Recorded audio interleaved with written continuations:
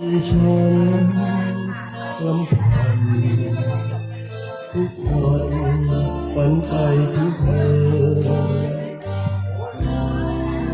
อยากให้เธอหวานใจอยู่ใกล้ทอดรักร้อยเรียวเพียงเดียวฉันและเธอตอนเข้านอนฉันยังฝันไปเธอควรปรากร้องให้ชู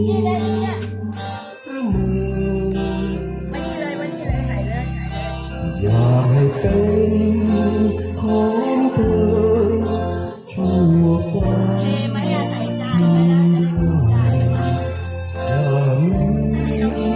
รายการ